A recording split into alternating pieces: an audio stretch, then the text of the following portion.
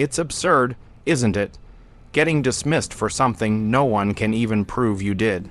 Marcus heard his own words bounce faintly off the brushed steel walls of the elevator, softer than the thunder in his chest. The cardboard box in his arms dug into his ribs. Inside it, a framed photo of his son mid-laugh, a chipped ceramic mug that read World's Okayest Dad, a pair of rolled-up work gloves, and his deactivated ID badge. Plastic dulled, name still visible, access permanently denied. The word terminated sat on the folded HR letter like a stain that wouldn't wash out. Across from him stood Olivia Carter, CEO of Skyline Dynamics. She wasn't used to being addressed in elevators, especially not by employees holding their professional lives in a cardboard coffin. She lowered her phone slowly, studying him, the fatigue in his eyes, the way his jaw tightened not from rage, but from restraint. "Fired?" she asked, testing the word as if it might change shape.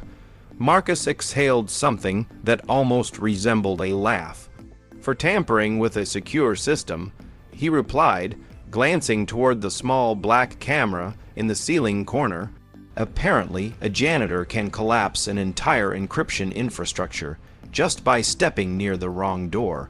There was no venom in his voice, just disbelief, thin and hollow. "That sounds excessive," Olivia said carefully. "What happened?" He met her eyes briefly, then looked away. People like her didn't usually wait for answers from people like him. "Doesn't matter," he muttered. Decisions made. The elevator chimed. The doors slid open to the bright expanse of the lobby. Marcus stepped out into the afternoon rush, badge swinging lifelessly against the box. Olivia stayed behind, watching his reflection dissolve into the blur of revolving doors and city noise. For the first time that day, she wasn't thinking about quarterly margins or investor calls. She was thinking, how do you fire someone for something you can't even explain? To understand why that one sentence would stay with her, she would have to rewind to when Marcus Johnson was just the quiet man who pushed a cart through empty hallways and kept his head down. At 11:47 p.m., Skyline Dynamics felt like a different universe. By day, the glass tower on 7th Avenue glittered with ambition, screens glowing, voices overlapping, ideas competing for oxygen. By night, it settled into a humming stillness. In that stillness, one sound was constant: wheels. Marcus pushed his cleaning cart along the 12th floor corridor. The faint squeak, the soft swish of a mop, the low hum of fluorescent lights. He knew this building's rhythm intimately, every echo, every stubborn tile.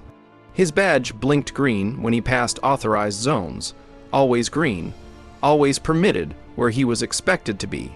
He paused outside a glass-walled office. A monitor still glowed inside, lines of code frozen mid-scroll. A half-finished coffee sat beside the keyboard. The cursor blinked, patient and relentless. His fingers twitched instinctively. Muscle memory another life, he moved on. At the end of the hall stood a heavier door. Server room restricted access. During the day, access required clearance.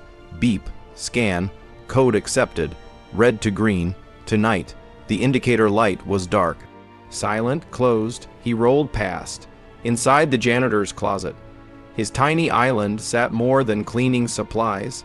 On the top shelf, a weathered notebook filled with scribbled pseudocode, system diagrams, half-formed architecture sketches. He only opened it at home. Here it stayed hidden. That night, when he returned to their small Queens apartment, Jadden was still awake. Cross-legged on the couch, cartoon paused, math workbook open. "You're supposed to be asleep," Marcus said gently. "I waited," Jadden grinned. "You promised to check my homework." Marcus set his keys down, placed his badge carefully on the shelf like something fragile, and sat beside him. Numbers, equations, eraser smudges. Different logic, but still logic. Still solvable.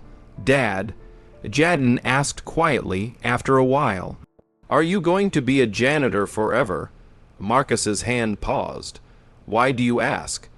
The other kids' parents are engineers, designers, managers. He shrugged. Mom said you used to make computer stuff. A shadow flickered across Marcus's face. I used to. What happened? He stared at the workbook. Sometimes, he said slowly, you're in the wrong place at the wrong time. Someone makes a mistake, and someone else pays for it. Like you, Marcus didn't answer. He just pulled his son closer. 2 nights later, Skyline buzzed with tension. The company had secured a contract with an international bank, migrating sensitive client data to Skyline's encryption framework. One failure could cost them everything. In a glass, walled boardroom overlooking the city, Olivia Carter stood before a glowing presentation screen. If our encryption fails, she said evenly, we don't just lose a client, we lose trust. I want every layer tested, no excuses. At the table's far end, IT security manager Richard Hale nodded smoothly. Everything's under control. Hours later, the building emptied. Marcus wiped down partitions near the IT wing when he overheard 2 engineers whispering. Access modules throwing false alerts again. One said, says someone entered wrong codes, but sensors don't match. Glitch. The other muttered, send it to Hale, he'll log it and move on. Marcus cleared his throat gently. If your timestamps aren't synced, he said, the logs won't line up. Makes it look like intrusion when it's just misaligned clocks. The engineers turned. Surprised, you worked with systems like this. Long time ago, Marcus replied softly. Before more could be said, Richard appeared. Why are you here? He snapped at Marcus. Stick to cleaning. Marcus pushed his cart away, but he heard it moments later, a sharp tone.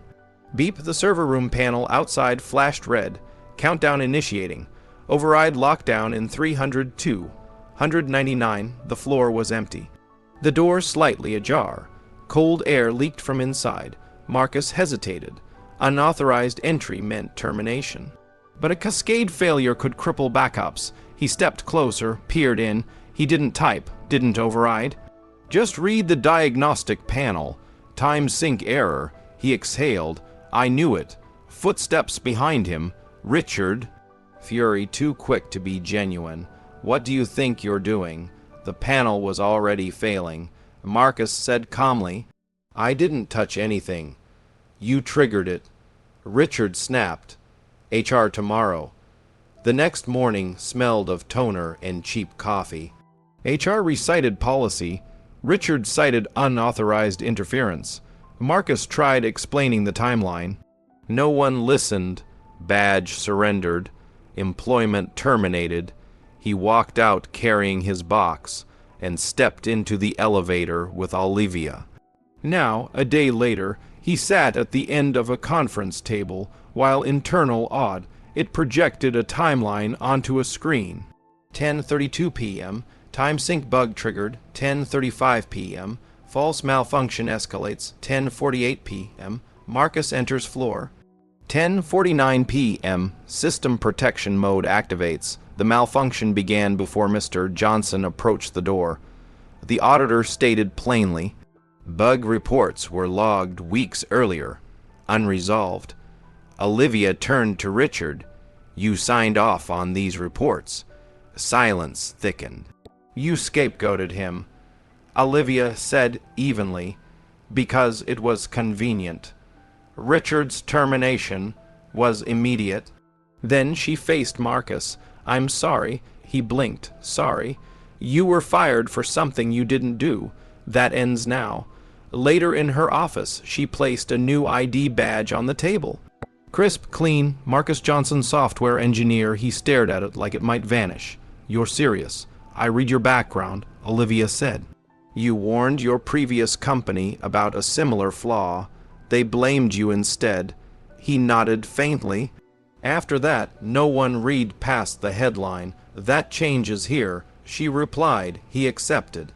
The first time he sat at a Skyline workstation, his hands hovered over the keyboard like greeting an old friend. He traced the misconfigured NTP settings, patched synchronization, added fail safes, rewrote error handling to prevent false countdown triggers.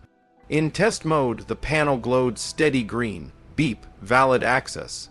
This time, the beep sounded like renewal. That weekend, Marcus took Jadden to stand across from the Skyline Tower. "You work there?" Jadden asked in awe. "Yeah," Marcus smiled. "I write code again. Like before, maybe better." At home, two badges hung side by side, the old maintenance one, framed, the new engineer badge gleaming beside it. Not as symbols of hierarchy, but of resilience. Later that evening, Marcus received a message. Our banking client reviewed the patch. They're impressed, asked who wrote it. Another bubble appeared. I told them, our engineer, Marcus Johnson. He typed back slowly, "Thank you for believing the logs, and for believing me." 3 dots blinked. "Thank you for not staying silent." Marcus set his phone down. Outside, a plane's lights crossed the night sky steady, unwavering. If you've ever been blamed for something you didn't do, if your title was used to measure your worth, if you ever stayed quiet because no one would listen, maybe you saw yourself in Marcus. And if you could send him one message right now, what would you tell him?